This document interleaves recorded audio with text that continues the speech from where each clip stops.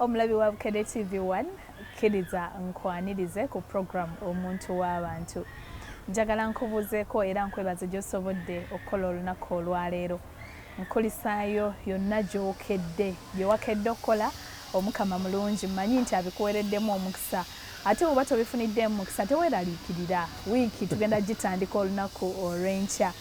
Olunaku olwaleero ntambuliddeko mu kkala enzungu kale etali ya bulijjo. Era wano wentudde ndi Mmengo mu ddwaliro.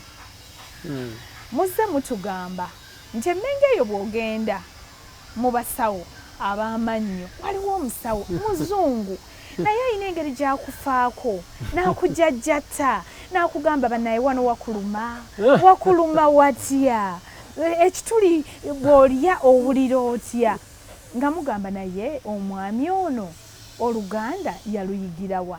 Ye bannange yajjawo ekirowoozo ekigamba nti kaŋŋende nzijanjabe bannayuganda amannyo era mbasomese mu nsi zonna. Lwaki Uganda? Obulamu bwe abutambuza atya? Ffe ennimi zitusumbuwa okuyiga Oluganda nga tuli Baganda naye nga tetulumanyi, nga ne bye twogera tutamattama. Naye ate ye munnange n'ayogera olulimi lwalumanyi ate n'Oluganda alumanyi. Gwe mbaleetedde yaani ye Dr. tuyinza oteekako n'aka Canon Ken mwesigwa Kigozi. Mu bika byonna lwaki yajja mu kika kya Ffumbe? Nze no musisinkanye ne mga kati oli mwannyinaze nti nze Nalubwama. Nsanyuse nnyo okulaba mwannyinaze Kigozi. Nange mukyala Nalubwama nsanyuse okulaba. Obulamu bugamba butya? Obulamu bulungi. Mpozi obubwo. Nange ndi bulungi. Oli awo? Menge egamba etya? Nange nungi nnyabo. Mukama atukumye. Amiina. Abalwadde b'amannyo gye bali balumizibwa. Abamu naye abalala baawona. Bagenda baawona. Bwe bulungi nnyo. Nsanyuse nnyo okusisinkana. Nange nnyo bwe nnyo okubeerawo. Naye Dr. Kigozi wavaawo okujja wano ewaffe? Ndi mu America nnyabo, nava America. Nakulira mu Texas, state eyitibwa Texas. Nembeerayo nensomerayo nenzija wano mu 1979. Nojja n'otandika okubeera wano? Ennyo. Eno mu America gye wali obeera ewali bazadde bo, tusigiremu ekifaananye. Awaka waali wafaanana batya? Nakulira mu kabuga kanjita kabuga, city ne town, ekyalo akatonotono. Twali abaana twali basatu. Awaka nga mubeerawo abaana basatu? Tuli basatu even. Taata nga engineer, mama asomesa music.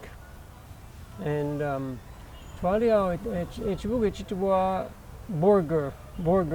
Ekibuga ekyo kyatandika nga bazuula amafuta mu ttaka. Abantu bangi ne bajja nga baagala. Nga wano bwe tulaba Hoima. Kiringa Hoima. Tewali abantu kumpi naye kasita bazuulawo ekyamaguzi ekyamafuta. Omwezi gumu ng'abantu 5,000 ne babeerayo nga banoonya mafuta ne ssente eziva mu mafuta. Kati naye ewammwe byalinga kati bwe tulaba Hoima enguudo ne bazikola, amalwaliro ne bagazimba. Kituufu era kyali bwe kityo. Naye these days olw'amafuta gakendeera abantu abaliyo ndowooza 1,200,000 abala anti bali bazze okunoonya amafuta aba oil gye bayita black gold, zaabu ya black. Kasita byaggwawo ne bagenda. Kati mmwe tunyonyolemu obulamu bwa waka eno gye mwali mu Texas. Mama musomesa, taata engineer. Kati mwe abaana ewaka embeera zammwe zaalinga zitya? Anyway, twazanya just nga abaana abalala ndowooza twazanya abaliraanwa ne tugenda ku ssomero. Bagiyita wano tugiyita primary, bo bagiyita elementary. Emyaka 6 egisooka. eri mutandikira ku myaka 6 okusoma n'ogenda mu elementary. Eno gye tuyita primary. Yes. Okay. Tutandika nga tuwezezza emyaka 6 ne tugenda ku myaka egisooka 6 era like P1 paka P6. Naye first grade paka 6th grade. Ne tubeerayo n'entambuza ebigere okugendayo mpozi namwe eyo mubeerako ezo embeera z'okutambuza ebigere. Even kilometre ng'emu. Naye era wabeerawo akagendo kilomita wewerera wabeerawoko nga mutambuza bigere. N'emyaka egyo ndowooza wali mirembe abantu tebalina okutya tyabo baana banamubba ebintu bwe bityo. Ennaku zino oluusi abantu batya okusinga mu myaka giri.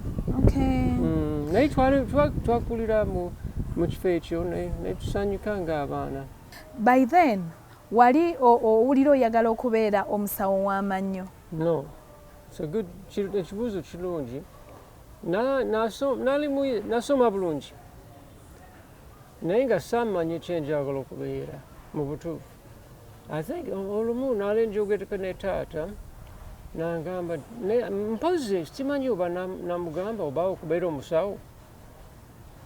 Naye yangamba abasawo tebeebaka ekiro.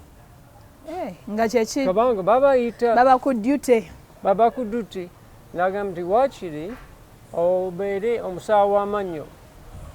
Bo ekiro ne ba family tebabayita nnyo ku emergency.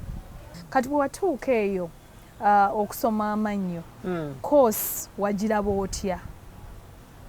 Bwe natuukayo nali neerowooza nti ndi muyizi mulungi mbisobola bulungi naye ntuukayo nendaba bannange nabo competition eba y'amaanyi mangi nnyo okusinga kinali manyi kubanga bangi nabo basoma bulungi bonna.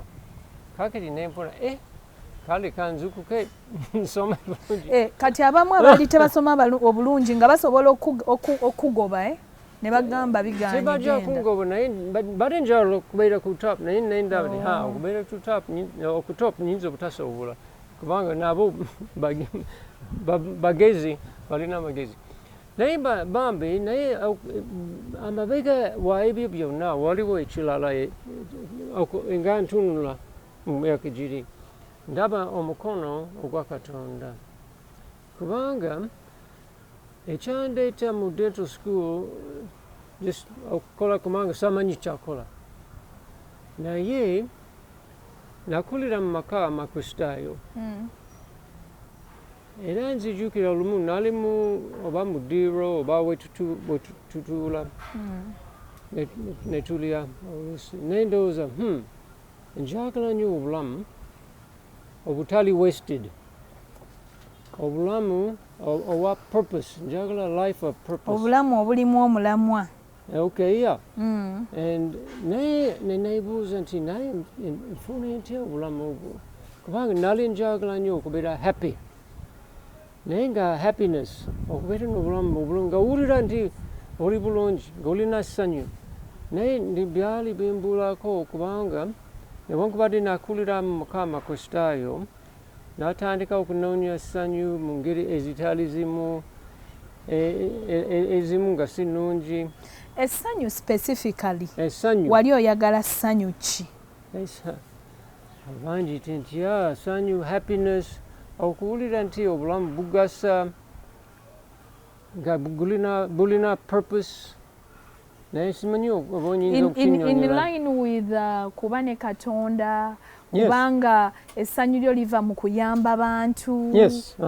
Nalowooza nti obulamu obwo bwenoonya obw'essanyu bukwatagana somehow ne Katonda n'okuyamba. Yes, n'okuyamba. Njagala a life of meaning and purpose that helps people. Nendowooza oba nkifuna nti kikwatagana ne Katonda naye nga newankubadde nakulira mu church nga simanyi oba nfune ntya ng'owulira olina okuba ng'oweereza abantu naye ne Katonda n'okubeera n'enkolagana ennungi ne Katonda. Yesu weetaaga okumuyingiza mu bulamu bwo. Nendowooza kale oluusi nzijukira naali ku kitanda nensaba Yesu jangu mu bulamu bwange naye nga saalina kyenawulira naye ndowooza biganyi sirina kyempulira ndowooza tayingidde sirina kyempulira katusooka tuwummulemu dokita program muntu w'abantu tuli ne Dr Canon Ken Mwesigwa Kigozi tutudde wano e Mengo ono omusawo omutendeke ow'Amannyo era nga naye akutte ku bantu bangi ku basawo bangi n'abayigiriza enkwata y'amannyo enzijanjaba yaago wewa wakyusizza obulamu obwakamwa kyenyinza okugamba oro obwakamwa naye tugenda kuwummulamu tudde n'akatundu kaffe akookobiri tovaawo emyaka 45 nga Dr Ken Kigozi ali wano mu Uganda atuusa obuweereza ku bantu mwami mulokole mulokole omuweereza wa Katonda weewaawo nga ne mulamu bwaffe buno obw'ensi akutte ku ggwanga ng'akyusa enzijanjaba ey'amannyo n'obulamu bwe tutunulamu obwakamwa gwe ndi naye olunaku olwaleero munnange nno tonyumya Luganda yadde gwe omulengera nti muzungu mwami nzaarwa ya ggwanga eri America naye nga wanaaluddewo dokita tujja kuddayo wali we twakomekereza naye nsaba okkiriza ensooka enkubuuze kati abalwadde bwe bajja nze ssanyu oluzungu sirumanyi naye nkutte kutamawe nti kubanga olwa payini esusse otandika otya osooka okumubuuza nnyaba oli otya nti munnange saasuze bulungi tewasingulabye kiki ekikuluma erinnyo linnuma likuluma likugana okwebaka ekiro ndingaana okwebaka kakiri likuluma litya kati bwe nkunyonyola oba obitegeera nnyo ngezaako okutegeera kati ng'oli agamba linnyenyeera mulimu ebyo ebigambo ebizibu okunyenyeera nkitegedde okubeera sensitive dokita oluganda wakuguka kati ng'otandikamu kanfaatinga nogezaako naye okusinga kyoyagala okufuna ng'oyogerako n'omuntu oyagala okufuna mu luzungu kye bayita diagnosis kiki erinnyo libadde ki oluusi waliwo amannyo abaataala tegali bubi nnyo oluusi just okukola ekintu ekitono kimala naye waliwo amannyo bigenze wala obusimu obuli munda mu linnyo ne buli bulwadde oluusi n'okufa bufudde kale n'okujjanjaba kusinziira ku diagnosis kusinziira ku bulwadde obwa linnyo olina okumanya ekyo oluusi n'okukuba ebifaananyi x-ray bwe bityo twagala okumanyira ddala ekizibu nga tetunakola ekintu kyonna naye dokita kati ebbanga lyewakamala muno ne bw'otunuulidde bannayuganda n'amannyo biki ebisinga bizibu ki ebyamannyo bannayuganda bye basinga okuba nabyo ekizibu ekisinga obungi abasinga ebituli balina ebituli waliwo ebizibu ebirala naye okusinga ebituli ki ekibireeta maybe okusinga byetulya kubanga ffenna mukama tulina obuwuka obutini nnyo obuyitibwa bwa bacteria kakati bacteria obanga tulidde oba tunywedde sukaari ebintu ebiri mu sukaari obuwuka nabwo bwagala sukaari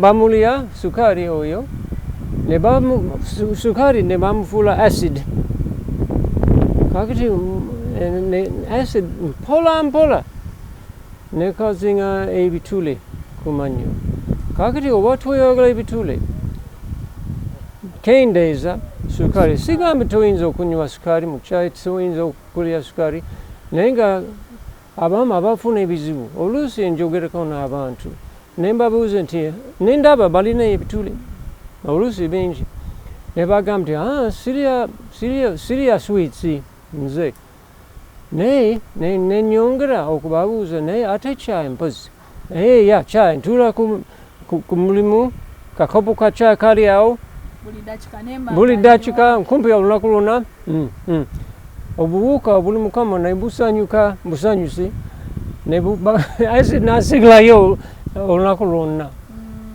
kakati waliwo abalala waliwo omu okyalo yali afuna ebituli bingi ne neebuuza nti kiki kubanga yeeganta mukyayi nedda siteekamu sukaali sweets nedda naye n'okusanga nti omusawo yamuwa eddagala ya syrup nga syrup ali sweet n'akoza buli kaseera syrup oba kiki simanyi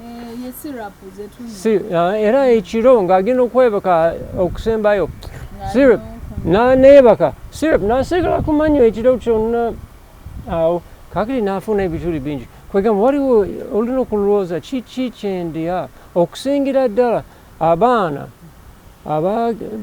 ekiro mpozi ayinza okukaaba ne bamuwa kaswiti oba amata nga batadde mu sukaali bintu ng'ebyo byonoona amannyo ne sweets bwogenda mu kaduuka n'olaba obusweets obutini ndowooza sente entono naye n'abuwa abaana nasigala bintu nebisigala mukama buli lwe yandimaze okunoona sweet yandibadde wakiri asenya at least kyandiyambye obanga olina okulya sweet at least ng'omaze osenye kiyamba era kirungi baatuyigiriza nti mu toothpaste eddagala ly'amannyo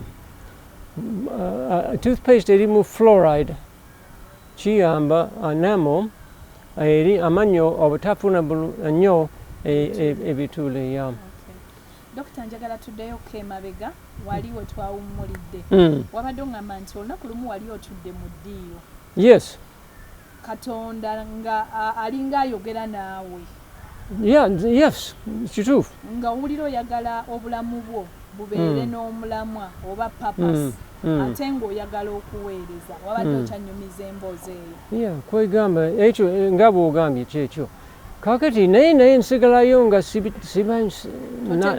sategedde bulungi n'osaba ne ku buliri Katonda n'atayogera naawe nembeeraawo mu kubuusabuusa kale nenyingire mu dental school okusoma obusawo bw'amannyo tuzeku ekyo mu mwaka gwange ogusooka bwaliwo omuyizi ow'amannyo omulala yansingako yali mu class eyokusatu ndowooza eyokuna nze nali mu first year kakati nangamba jangu yava mu kibuga kyange kabuuka kange nagamba jangu osabe naffe mu kanisa yaffe nomukyalo wange nendoze kale kubanga namumanya nengendayo nendaba abantu basanyufu bali happy and I said nange ndi mukristaayo naye abantu balina something nebuuza kiki kiri special kiki oluvannyuma ne bampita jangu tujja kwongera okuyiga nengenda ne batusomesa ekintu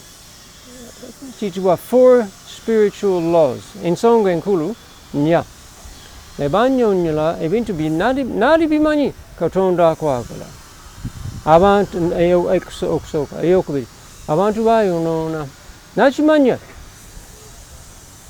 eyokusatu Yesu yatufiirira n'azuukira era nakyo nakimanya nabikiriza naye eyokunasa okumanya obumanya ensonga ezo esatu tekimala kitugwanira buli muntu ku lulwe okusembiza Yesu ng'omulokozi we kubanga mu Bayibuli Yesu ayogera laba nyimiridde ku luggi neyanjula omuntu yenna bw'awulira eddoboozi lyange n'aggula oluggi n'ayingira gy'ali kakati naye ndowooza ne bannyonnyola nti Yesu yagamba bw'omugulirawo ajja kukola ki ajja kuyingira teweerarikira owulira kino oba kiri wabula yagamba nja kuyingira omwesiga naye ndegera Yesu nga yayingira dda nali ndowooza nina okukiwulira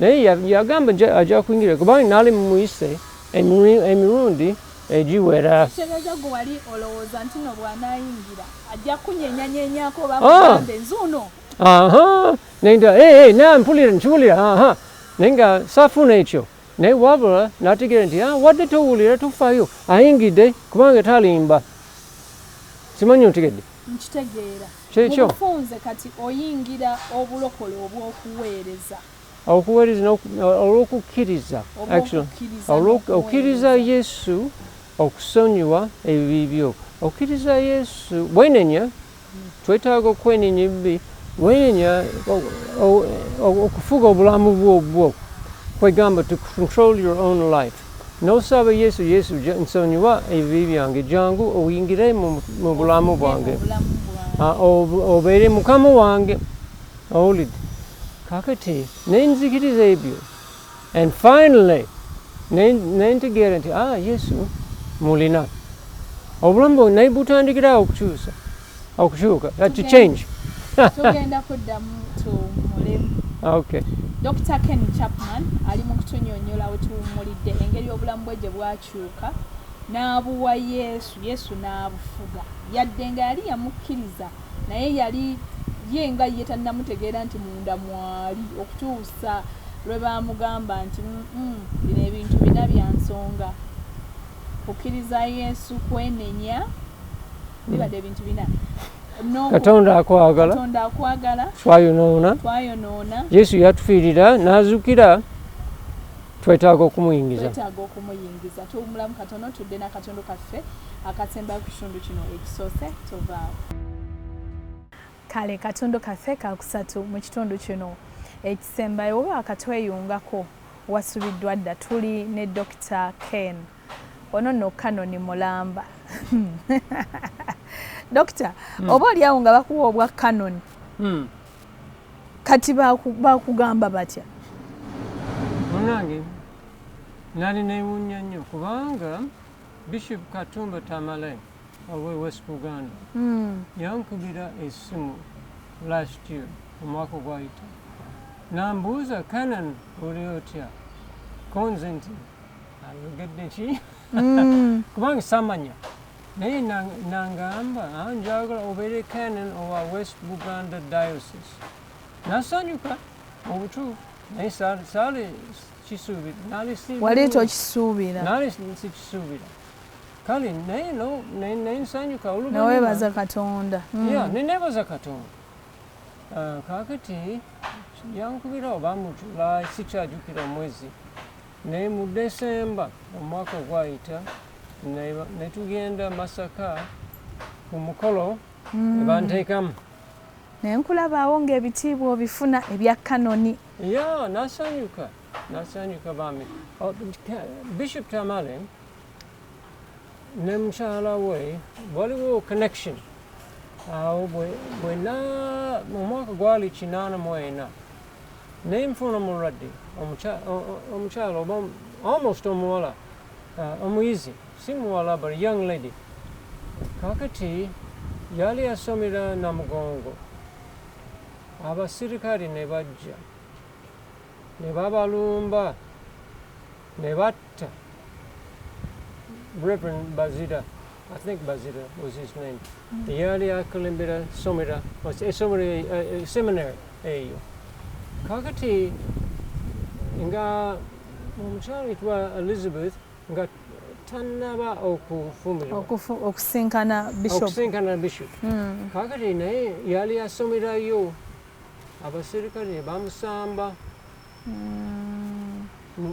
ku mumwa ne bamukuba essaasi ku vivi kakati naye n'ajja mu ddento kubanga Amannyo gaali gafunye obuzibu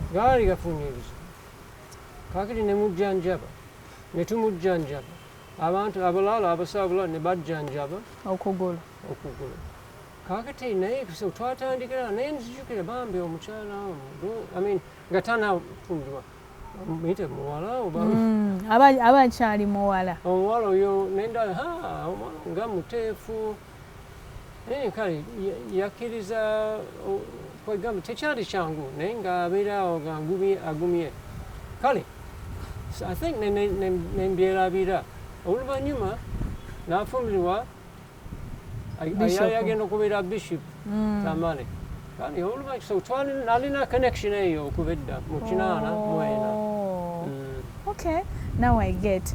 Doctor, kansooke nkubuuze kino ekibuuzo nga tetunaddayo wali mu bulamu obw'okufuna omulamwa. Mu bika byonna, lwaki wasalawo okuba wafumbe? waliwo omwami ayitibwa Mukuye yangamba ayagala okunteeka mu clan ye nali sirina clan nalina erinnya Mwesigwa naye Mwesigwa ndowooza teririna clan sirya clan ndowooza Mwesigwa erinnya eryo likola wangi kakati nenzikiriza kati Mwesigwa ani yali yalikuwa eyampa Mwesigwa ayitibwa Zack Kalega yali administrator w'eddwaliro ey'amaanyi bwe najja yali administrator ye yennyini erinnya lisooka lye nafuna Mwesigwa yakubulira lwaki yalikuwa oba Mwesigwa someone trustworthy ndozi yalaba nti ono Mwesigwa so ndi Mwesigwa Kigozi kati walina lya Mwesigwa then mwami Mukuye omugenzi nangamba ayagala mbeere mu clan ye nenzikiriza nebira sikyajukira kati abaana bo wabawa ebikika kwegamba oyo yennyini Simon Peter Kigozi yatuuma omuwala waffe asooka omugulanda ayitibwa Nakimuli olumu Canon Kigozi najja nambuuza Nakimuli aliwa ng'erinnya wali erabira no nga sinamanya nti yamutuuma nendooza Nakimuli ani nagamba nti omuwala wo kubanga nafumulibwa America netujja wano anti navaawo Uganda nenoonya omukyala kusaira eyo nenfuna story empanvu netuzaalirayo omwana waffe asooka so naliyo mu America emyaka 3 netufuna omwana waffe naye Nakimuli najja wano ng'alina emyezi 9 Canon Kigozi najja n'agamba gwe Nakimuli ng'aweziza emyezi 9 oluvannyuma netufuna omwana owokubiri namutuuma Nanteza anti abaana be bennyini yalina Nakimuli yalina Nanteza ate ago mannya gafumbe ddala okay kati oli wa kika kya Fumbe era wenyumiriza mu Fumbe Oluganda luno lwaki lwe lulimi lwasalawo okuyiga kubanga ennimi nnyingi naye omuntu bw'okola mu Buganda kiyamba okuyiga olulimi lw'abantu bw'owere nabo okiraba abalwadde bangi nga bamanyi Luganda abasinga boogera Oluganda abasingera ddala naye ndaba kiyamba nnyo okukola kumanyo ku bantu ng'omanyi olulimi lw'omulwadde n'okubuulira njiri kiyamba bw'omanya olulimi kikuyamba okunnyonnyola bulungi abantu bategeere ky'ogamba kyakutwalira bbanga ky'okuyiga Oluganda munange nkyayiga ekyamazima naye nagezaako okuyiga akatono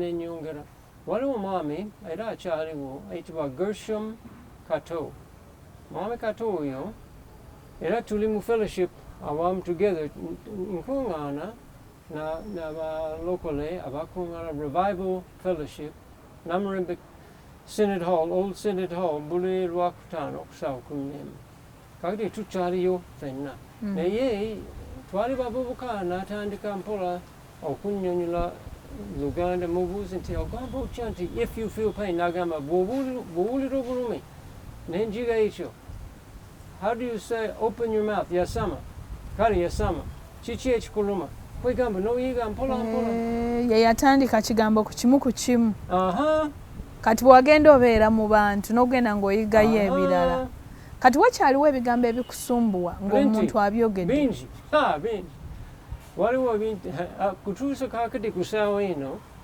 bw'ogamba katugamba ekigambo enjala enjala ennuma oba enjala bikonfuzinga gw'owulira enjalo naye nze sigiwulira oyinza okungamba enjala nga siwulira enjalo naye nga so ekigambo ekyo bikonfuzinga bikyakusumbuwa naye ngezaako okubeerawo njagala tuddeyo ku mboozi yaffe eri olwo tutambula bamaze okunnyonnyola ebikwatagana ku biri ebina the main things ebinyonnyola obulamu bwo Yes. nakyo ky'olina okukola. Yes. Aha kyekyaddako.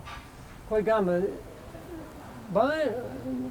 waliwo ekitongole ekiyitibwa Campus Crusade for Christ. Wano mu Uganda ekiyitibwa Life Ministry Uganda.